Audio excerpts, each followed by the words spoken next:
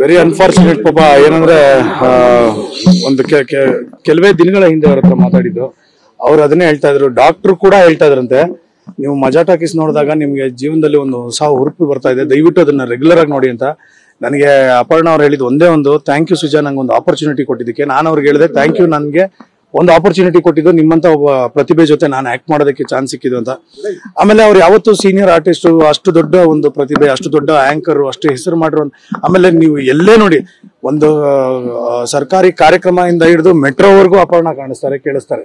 So ಹಾಗಾಗಿ ಅವರು ದೂರದರ್ಶನ ಶುರುವಾಗಿದ್ದ ಹೊಸ ದಿನಗಳಿಂದನೂ ನಮ್ಮನ್ನೆಲ್ಲ ರೆನ್ಸಿರುವಂತ ಒಂದು ಅದ್ಭುತವಾದಂತ ಪ್ರತಿಭೆ. ವೆರಿ ಸ್ಯಾಡ್ ಅಂಡ್ ಬಹಳ ದುಃಖ ಏನು ಅಂದ್ರೆ, ಅವರು 2 ವರ್ಷ ಈ ಒಂದು ಕಾಯಿಲೆಯಿಂದ ನರಳಿದ್ದು ಎಲ್ಲ. ಬಟ್ ನನಗಿಂತ ಹೆಚ್ಚಾಗಿ ನನ್ನ ಹೆಂಡತಿಗೆ ತುಂಬಾ ಕ್ಲೋಸ್ ಫ್ರೆಂಡ್, ಯಾಕಂದ್ರೆ ಜೊತೆಲಿ ಕೆಲಸ ಮಾಡಿದ್ರು.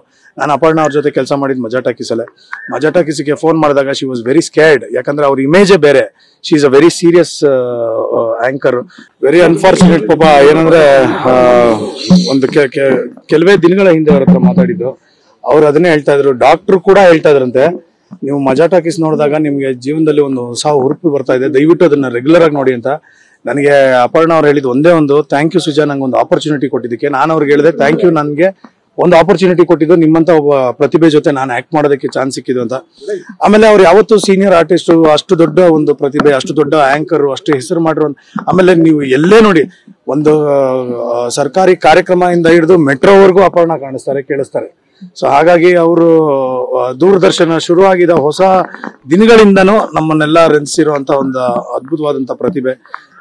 ವೆರಿ ಸ್ಯಾಡ್ ಅಂಡ್ ಬಹಳ ದುಃಖ ಏನು ಅಂದ್ರೆ, ಅವರು 2 ವರ್ಷ ಈ ಒಂದು ಕಾಯಿಲೆಯಿಂದ ನರಳಿದ್ದು ಎಲ್ಲ.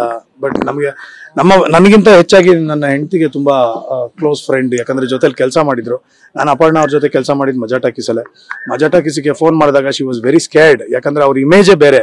She is a very serious anchor.